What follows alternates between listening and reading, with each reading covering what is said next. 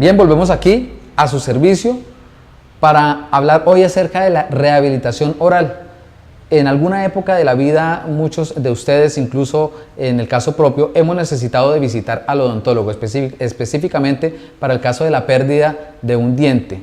Eso tiene que ver con rehabilitación oral, dependiendo de la etapa de la vida de la persona, ya sea por una persona que sea adulto, adulto mayor, o en el caso de los jóvenes por algunos accidentes que se presentan y por causa de ello pierden sus dientes. Doctor Oscar Duque, muchas gracias por aceptar la invitación y cuéntenos qué es eso de rehabilitación oral. Bueno, sí, el área de rehabilitación oral comprende la recuperación de uno o varios dientes cuando se han perdido por algún trauma dentoalveolar, algún accidente, y se encarga de recuperar la función, la estética y la masticación del paciente para que no tenga esas pérdidas que le pueden generar desarmonías oclusales y alteraciones a nivel de la mandíbula o dolor por una mala masticación.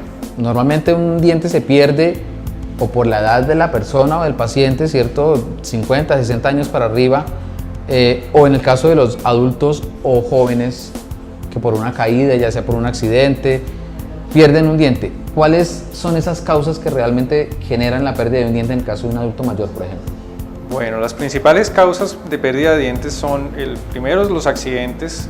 Cuando la persona en algún accidente de tránsito pierde uno o varios dientes, está por enfermedad de las encías, que los dientes se van aflojando poco a poco, o por restauraciones muy grandes que se empiezan a fracturar y empiezan a dejar caries dentro del diente y empiezan a afectar la raíz. Esto genera caries que va avanzando por toda la estructura y terminan debilitando el diente y terminando en la pérdida de uno o de varios dientes. Estas son las principales causas por las cuales se pierde uno o varios dientes. Entonces, para recuperarlos existen varias opciones dependiendo de la necesidad de cada paciente. Puede ser algo como, por ejemplo, en los jóvenes o en los adultos, igual se debe manejar una estructura que sea estable, que sea duradera, unas coronas que sean del mismo color, del mismo tamaño, es lo ideal, que sea lo menos notorio posible. Usted habla, doctor Oscar, de una debilidad muchas veces en las encías. Exclusivamente esa debilidad o ese debilitamiento en las encías se presenta por caries o existen otras causas. La principal causa de que las encías tengan problemas y generen la pérdida de los dientes es una deficiente higiene oral. Cuando el paciente no ha tenido una buena higiene, no usa cepillo correctamente, no usa seda dental correctamente, entonces eso genera acúmulos de placa, de cálculos, empieza a generar inflamación en las encías y esto lo que genera es el acúmulo de cálculos que van debilitando las estructuras que lo sostienen, que sostienen el diente. Y por lo tanto, cuando ya asisten al consultorio y los dientes ya tienen movilidad, pues en muchos casos se deben ya retirar porque ya no tienen el soporte del hueso que debería tener. Se presenta, anteriormente se presentaba en adultos mayores, pero en la actualidad se ve muchos casos en personas jóvenes que ya empiezan a tener esos problemas por deficiente higiene oral. Entonces lo que buscamos es mejorar la higiene del paciente para evitar pérdidas a corto plazo. Cuando se pierde una pieza, un diente, normalmente debe existir un síntoma. ¿Cuáles son esos síntomas preponderantes que todos debemos tener en cuenta para evitar que se nos caigan los dientes? Bueno, cuando hay problemas en las encías y esto genera que se pierda uno o varios dientes, normalmente se empieza a ver un sangrado en el momento del cepillado, empieza a haber sangrados espontáneos, empieza a haber una retracción en la encía, quiere decir que empieza a verse cada vez más y más largo el diente y se empieza a ver expuesto la raíz y cada día se ven más y más largos, acumulándose placa y muy irritable en esa zona de la boca. Entonces normalmente no genera dolor, que ese es el problema, que no genera un síntoma igualmente fuerte como para que genere la consulta odontológica, sino que esto empieza a avanzar lentamente.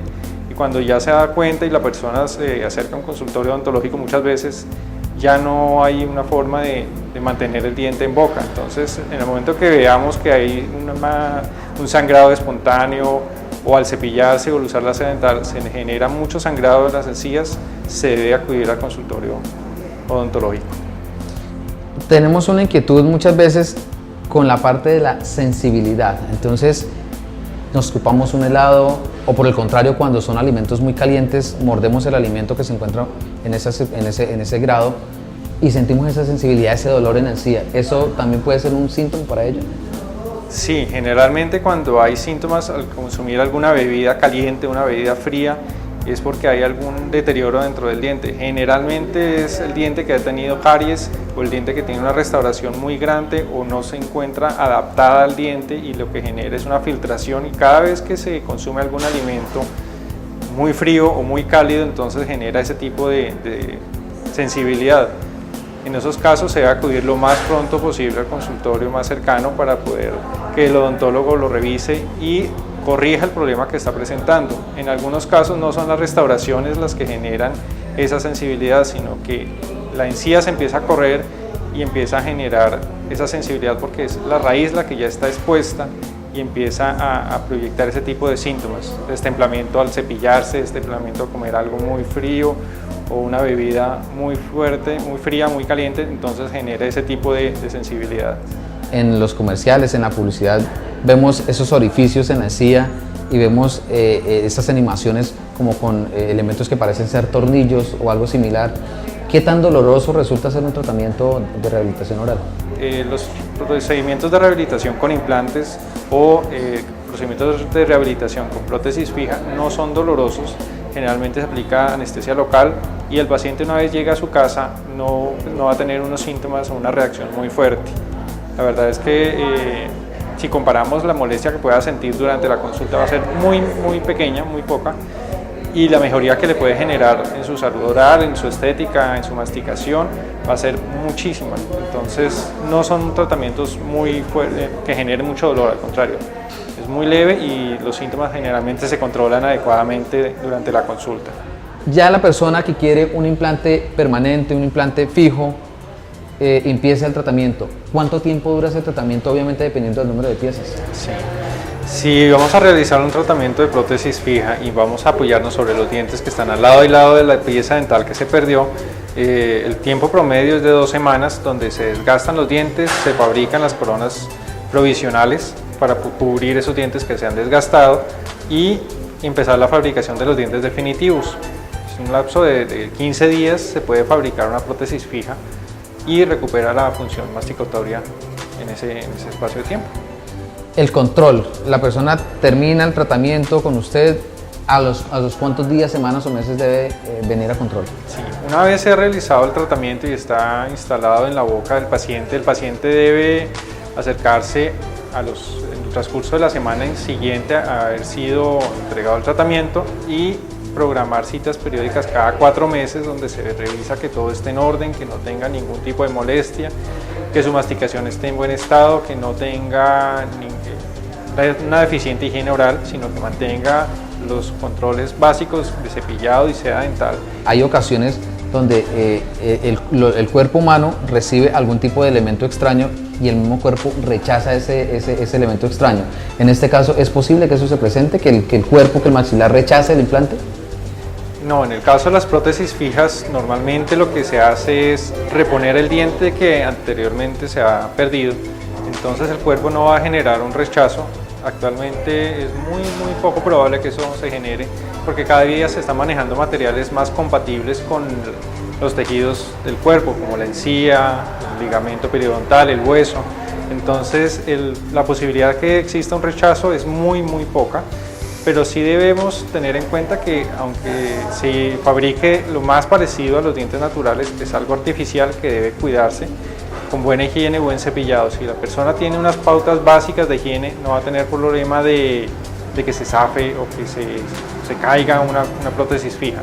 Existe la inquietud de si al cabo de 10 o 15 años ese implante debe ser nuevamente modificado. Normalmente tanto el color como el tamaño del diente se mantiene estable, pero lo que se debe tener en cuenta es que los demás dientes naturales sí empiezan a tener un deterioro y empiezan a pigmentarse. Entonces es cuando las personas empiezan a notar que las coronas se ven de un tono diferente al de los dientes naturales.